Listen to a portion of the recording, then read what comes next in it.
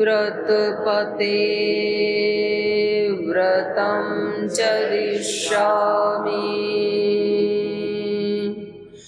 तच्छकेयं तन्मे राध्यताम्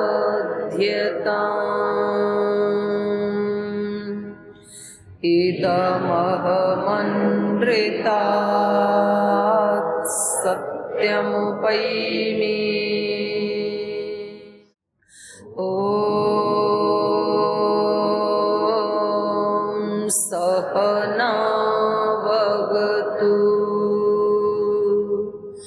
सहनौ भुनक्तु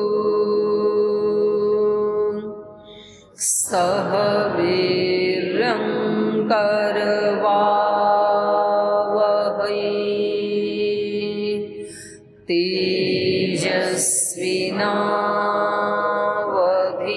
तेजस्विनावधीतमस्तु मा विद्विषावहै ॐ शान्ति शान्ति शान्तिः।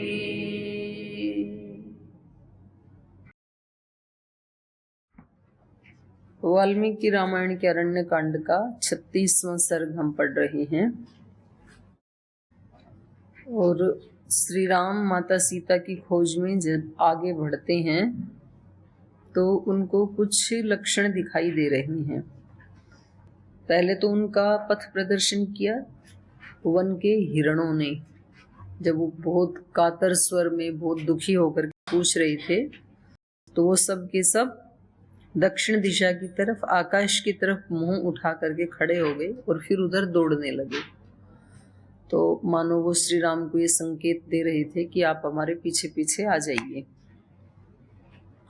और फिर और थोड़ा ज्यादा आगे जाते हैं तो वो कुछ पद चिन्ह उनको दिखाई देते हैं, कुछ बड़े पैरों के निशान दिखाई देते हैं, पद चिन्ह दिखाई देते हैं और मैथिली के पद चिन्ह तो श्री राम पहचान रहे हैं।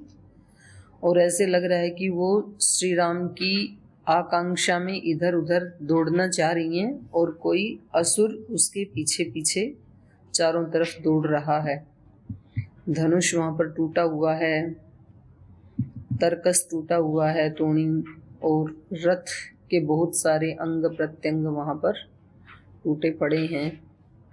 तो इस तरह का वहां पर दृश्य दिखाई दिया। तो यहाँ तक श्री राम पहुंच गए हैं। तो इससे पीछे वाले से कुछ पूछना है किसी को, पीछे के पाठ से? ओम आचार्य जी। ओम भाई। मेरा अलग प्रश्न है। अलग जी। राम विषय से अलग है। जैसे कोई व्यक्ति है, कोई बड़ा अपराध कर दिया या जघन्य अपराध कर दिया, किसी का हत्या कर दिया, तो उसको पुलिस ने पकड़ के लेके चला गया या फिर जेल में डाल दिया, जेल में डाल दिया। उनका सजा 20 साल 25 साल हो गया, उनका सजा से मुक्त हो जाते हैं या फिर 20 साल 25 या 30 साल से उनका सजा से मुक्त हो जाते हैं सरकार से। क्या भगवान के सजा से वो मुक्त हो जाते हैं? दंड भोग लिया तो हो जाना चाहिए, वही सजा है। ठीक ठीक तो नहीं कहा जा सकता, अब भगवान की व्यवस्था तो भगवान ही जाने। पर भगवान जो दंड देते हैं वो इस लोक के तो सुख दुख देते हैं, वही तो दंड है भगवान का। तो इस लोक में यदि उसने दुख भोग लिया है, यद्यपि दोनों अलग हैं, संसार का न्याय अलग है, भगवान का अलग है, और कभी कभी दोनों मिल भी सकते हैं। अब वो तो भगवान वाला तो भगवान ही जाने कि वो उनको 20 साल का जो दंड मिला तो भगवान की दृष्टि में उतना दंड पर्याप्त है या कुछ कम ज्यादा है, तो भगवान ही जान सकता है, सीधा नहीं कह सकते। लेकिन ये जरूर है कि भी भगवान भी जो पाप का फल देते हैं तो वो लौकिक दुख ही होते हैं, और जो पुण्य का फल देते हैं वो भी लौकिक सुख होते हैं। लौकिक सुख मतलब उसमें फिर मानस सुख भी आ जाएगा और संसाधनों का सुख भी आ जाएगा, धनेश्वरी का सुख भी आ जाएगा, ऐसे दुख का भी। तो मानस संताप भी आ जाएगा। तो 20 साल जब वो जेल में रहा है तो मन से कोई प्रसन्न तो रहा नहीं, तो मानस दुख भी मिल गया और शारीरिक दुख भी मिल गया। वहां मच्छरों ने भी काटा होगा, खाना भी अच्छा नहीं मिला होगा, सोने के लिए भी कोई गद्दा नहीं मिला होगा, पिटाई भी हुई होगी। वहां तो दूसरे जेल वाले पिटाई नहीं करते, जो जेल में दूसरे साथी हैं वही पीट देते हैं एक दूसरे को। ठीक, आया कहां से ये प्रश्न इतनी बढ़िया रामायण पढ़ते पढ़ते? चलो कोई बात नहीं, ठीक। और कोई प्रश्न? प्रश्न पूछा करो आप लोग, क्योंकि प्रश्न न पूछना इस चीज को दर्शाता है कि हम कोई चिंतन नहीं करेंगे। प्रश्न पूछते हो तो फिर वो निकल के आता है कुछ उसमें से।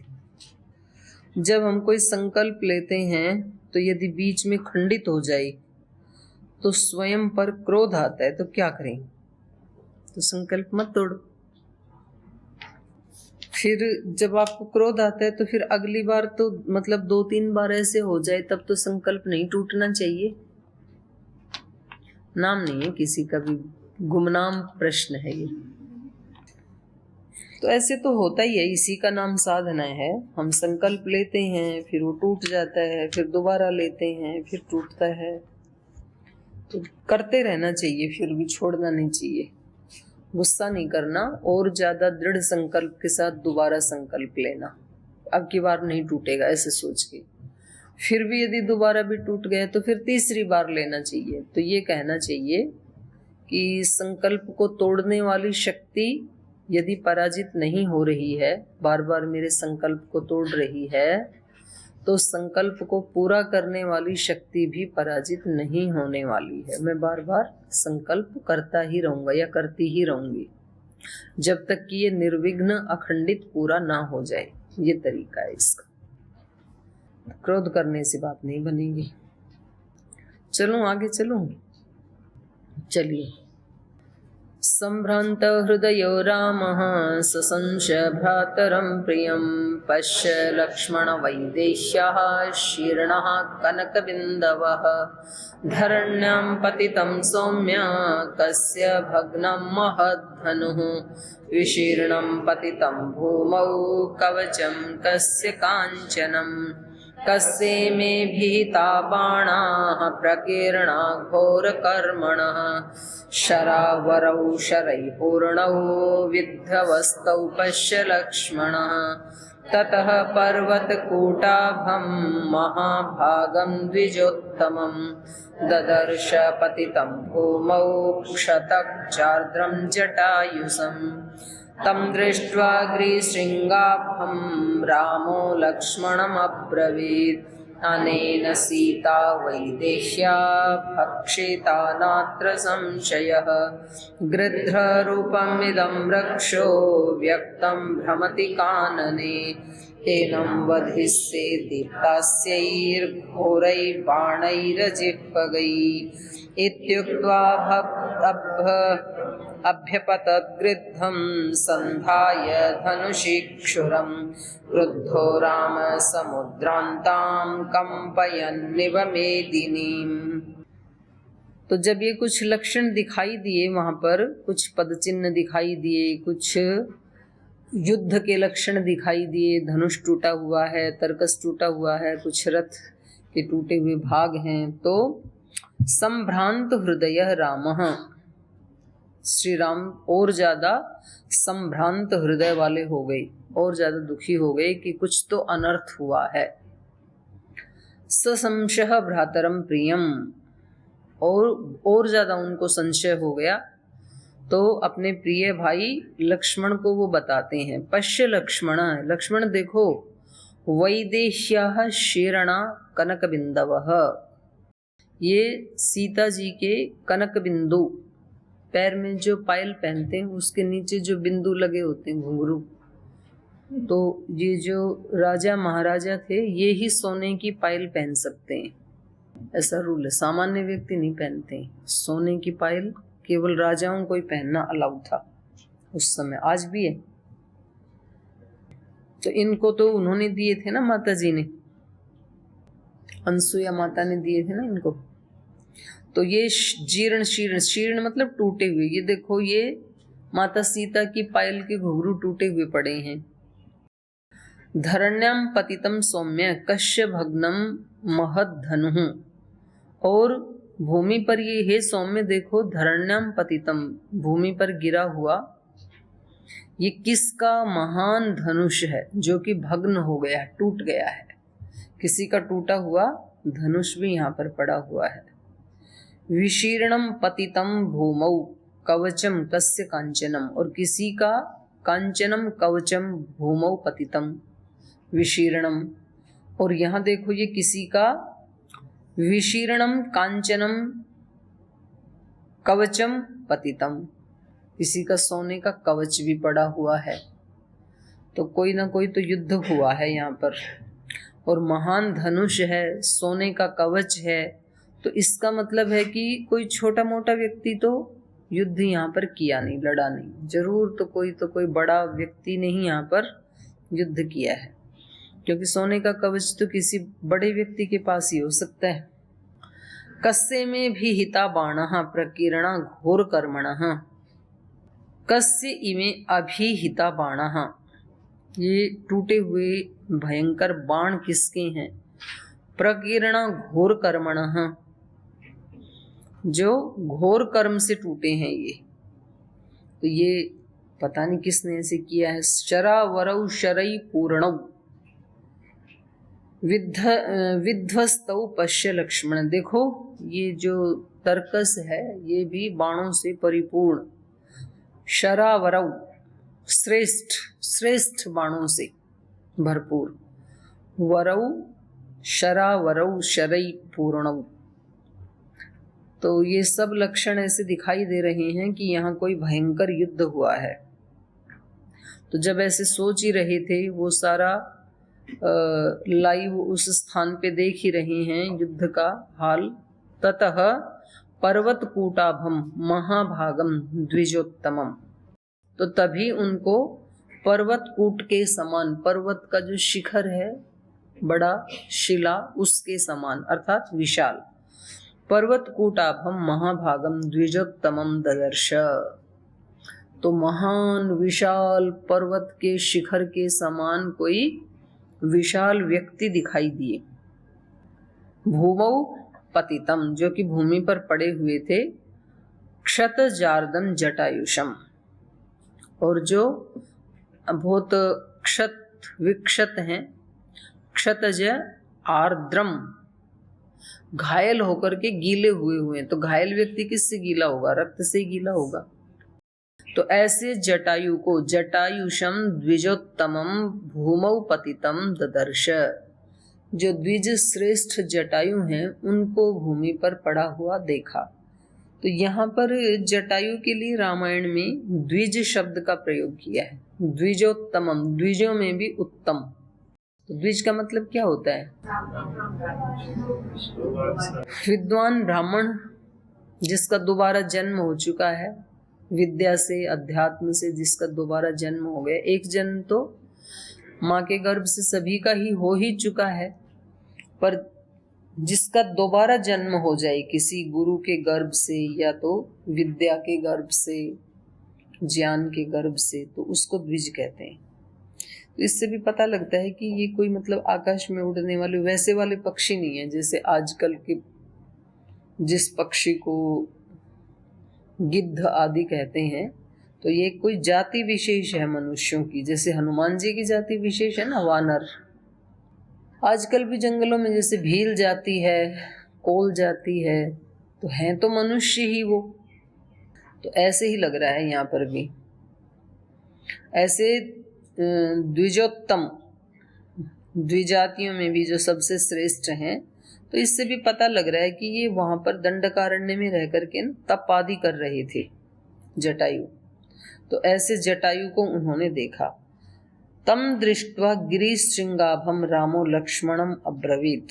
तो गिरिशृंग के बराबर समान, माने पर्वत के शिखर के समान इस विशाल काय व्यक्ति को जब इन्होंने देखा तो श्री राम ने लक्ष्मण से कहा, अनेन सीता वैदेही भक्षिता नात्र संशय। मुझे लगता है जरूर इन्होंने ही वैदेही को खा लिया है। ये कोई असुर होगा जरूर,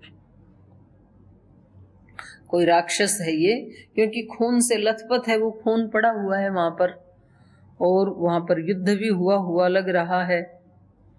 तो लग रहा है कि ये सीता को खा करके और यहाँ विश्राम कर रही हैं। अनेन सीता वैदेही भक्षिता नात्र संशयः गृध्र रूपम इदम रक्षो व्यक्तम भ्रमति कानने।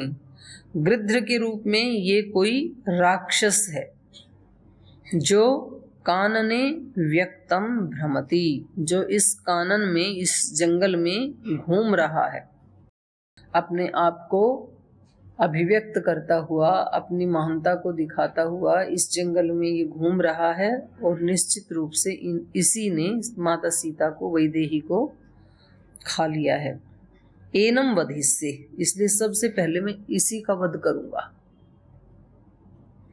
एनम वधिष्ये दीप्तास्यै घोरै बाणै अजिह्वगै। तो मैं बड़े दीप्त बाणों से, घोर पैने बाणों से, अजिह्वगै जो सीधे सीधे जाके सीने में लग जाते हैं, सीधी दिशा वाले जो हैं, तो ऐसे बाणों से मैं इसका वध करूंगा। तो यहाँ इस श्लोक में क्या दिखाई दे रहा है? जब व्यक्ति शोक से युक्त होता है तो उसके पास सोचने के लिए भी टाइम नहीं होता है। ऐसे भी नहीं सोचा श्री राम ने कि जाके पहले पूछ तो लें आप कौन हो।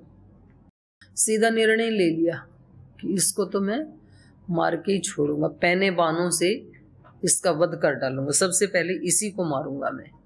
तो हमारे जीवन में भी होता है ऐसे, डाउट हो जाता है किसी के ऊपर, इसी ने मेरा बुरा किया है, इसी व्यक्ति ने मेरे साथ बुरा किया है और इसको मैं छोड़ूंगा नहीं या छोड़ूंगी नहीं।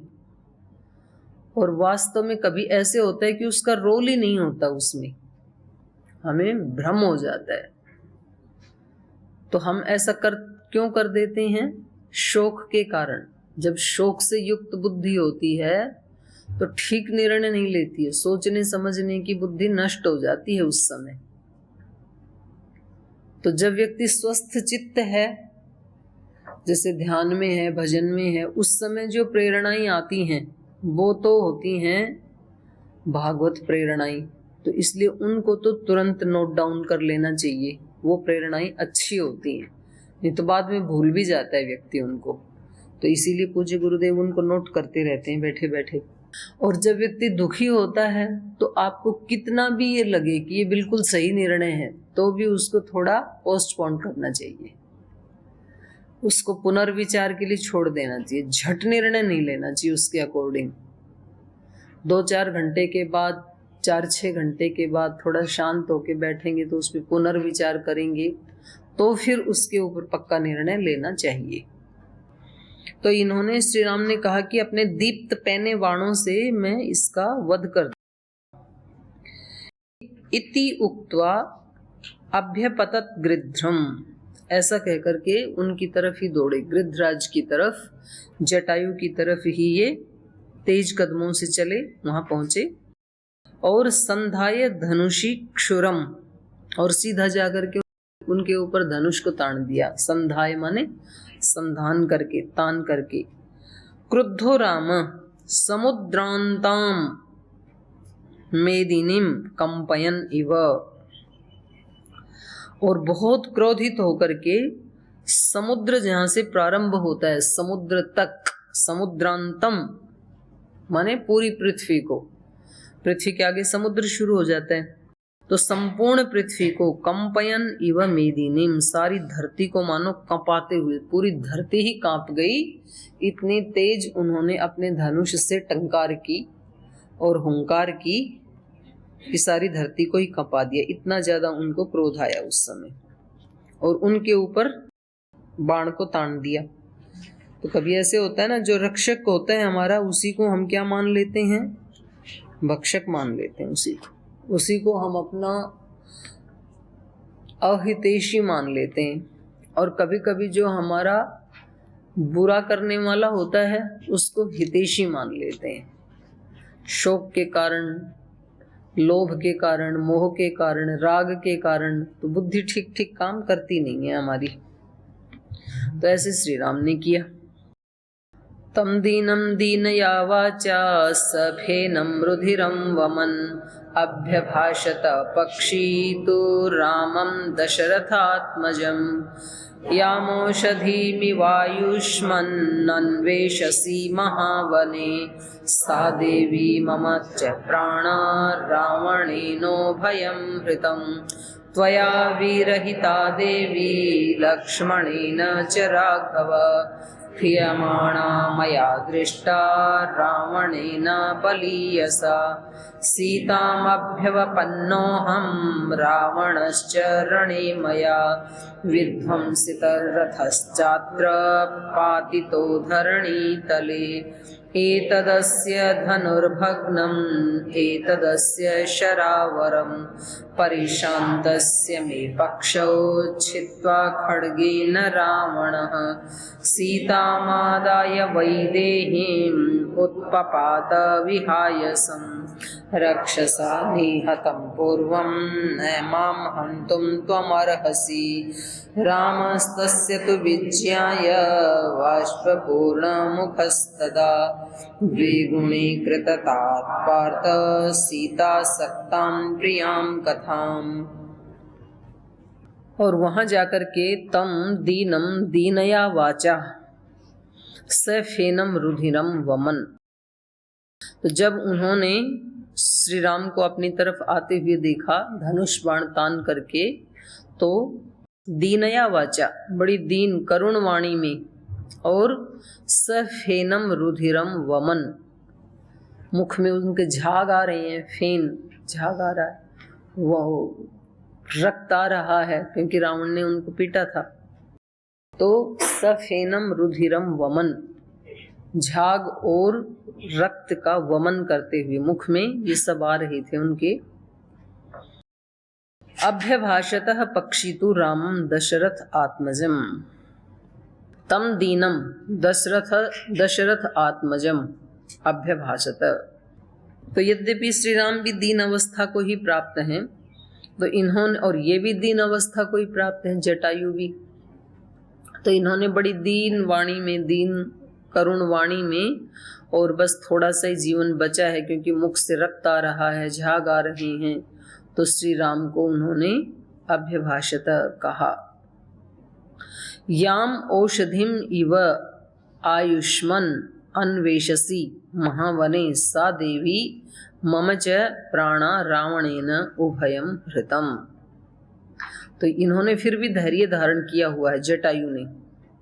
तो ये कह रहे हैं याम, जिसको, औषधिम इव आयुष्मन, आप जिनको औषधि की तरह, आयु को बढ़ाने वाली औषधि की तरह जिनको आप अन्वेषसी खोज रहे हैं, अर्थात माता सीता श्री राम के लिए औषधि के समान है, उनके प्राणों की रक्षा करने के लिए। तो इस महान वन में जिनको आप औषधि के समान खोज रहे हैं, वन में तो जीवनदायिनी औषधियों को खोजा जाता है, और श्री राम को जीवनदायिनी औषधि है माता सीता। तो कह रहे हैं सा देवी मम च प्राणा, तो उस देवी को और मेरे प्राणों को रावणेन उभयम हृतम, रावण के द्वारा हर लिया गया है। सीता को भी वो ले गए और मेरे प्राण भी जाने ही वाले हैं। तो ये क्योंकि इन्होंने बिना किसी भूमिका बनाए बिल्कुल सीधा सीधा ही कह दिया, क्योंकि पता नहीं कब अगले ही क्षण इनकी आंखें बंद ना हो जाएं कहीं। तो राम के बिना ही पूछे इन्होंने राम और लक्ष्मण को पहचान लिया, और इन्होंने बिना किसी भूमिका के सीधा सीधा सत्य उनके सामने अभिव्यक्त कर दिया। त्वया विरहिता देवी लक्ष्मणेन च राघव ह्रियमाणा मया दृष्टा रावणेन बलीयसा। त्वया विरहिता, वो देवी जो आपसे रहित थी, आप की अनुपस्थिति में, जब आप कुटिया में नहीं थे, तो आपसे रहित होकर के उस सोनी कुटिया से, और लक्ष्मणेन च राघव, और लक्ष्मण भी वहाँ नहीं थे उस कुटिया में, आप भी नहीं थे, लक्ष्मण भी नहीं थे। आप दोनों से रहित होने के बाद वो अकेली रह गई और उस सोनी कुटिया में देवी ह्रियमाणा मया दृष्टा, उसका आहरण कर लिया रावण ने, उसको मैंने देखा कि वो हर करके ले जा रहा है। बलियसा रावणेन मया दृष्टा ह्रियमाणा, बलवान रावण के द्वारा सीता का आहरण कर लिया गया, ये मैंने देखा। तो रावण सीता का आहरण कब करता है? कब करता है? जब राम और लक्ष्मण अनुपस्थित होते हैं। सीता कौन है? बुद्धि, विवेकवती बुद्धि है हमारी। हमारी विवेकवती बुद्धि का आहरण कब होता है? जब राम और लक्ष्मण नहीं होते हैं। राम मतलब आत्मा, लक्ष्मण मतलब सत्य से युक्त मन। जब हमारा सत्य से युक्त मन अपना काम नहीं कर रहा होता है और जब हमारी आत्मा मृत प्राय होती है, तो उस समय रावण के द्वारा जो हमारे विकार हैं, काम क्रोध लोभ मोह अहंकार आदि, उनके द्वारा विवेकवती बुद्धि का आहरण कर लिया जाता है। और उस समय कोई अच्छी सलाह दे कोई मित्र, तो वो भी काम आती नहीं है, उसका भी हम अहित करते हैं, उसका भी नुकसान कर देते हैं हम, जैसे कि जटायु का हो गया। तो हमारा अहंकार है वो उस हितैषी व्यक्ति को भी अपना अहित कर समझ लेता है। तो इसीलिए ये जो साधना आदि हैं करते हैं, तो इनका बस यही है कि सुबह शाम थोड़ा उसमें टाइम देते हैं यदि अपने मन के लिए, अपनी आत्मा के लिए, तो फिर इस कुटिया में, ये शरीर भी हमारी एक कुटिया ही है ना, एक पुरी है। तो इसमें जब तक श्री राम लक्ष्मण सजग हैं, तो तब तक तो कोई विवेकवती बुद्धि का आहरण नहीं कर सकता है। लेकिन जब वो मृत प्राय हो जाते हैं, भाई इस आदमी की तो आत्मा ही मर गई है, इसके ऊपर कोई असर ही नहीं होता है, क्रूर व्यक्ति होता है तो उसकी आत्मा मृत प्राय हो जाती है। ये जो लोग मांसाहार आदि तो ऐसे काटते रहते हैं जानवरों को, तो ऐसे लगता है कि उनकी आत्मा ही मरी गई है। सब्जी की तरह से, लौकी की तरह से वो जानवरों को काटते रहते हैं और एक दूसरे से बात करते रहते हैं और हाथ रक्त से सने होते हैं। मतलब हमें तो देख करके ही ऐसे लगता है कि बैठे कैसे हैं यहाँ पे। तो आत्मा का मर जाना, वैसे तो आत्मा मरती नहीं है कभी भी, आत्मा तो अमर है, कभी नहीं मरती है। पर जब आत्मा की शक्तियां हमारे अंदर काम नहीं करती हैं, आत्मा की शक्तियां तो यही है ना, करुणा, क्षमा, प्रेम, भक्ति, मित्रता, ये सारे गुण हैं आत्मा के। तो ये जब हमारे अंदर काम करते नहीं है, तो फिर ये कहा जाएगा इस व्यक्ति की आत्मा का हनन हो गया। तो यहाँ पर भी सीता का आहरण तभी रावण कर पाया जब श्री राम और लक्ष्मण कुटिया में नहीं थे।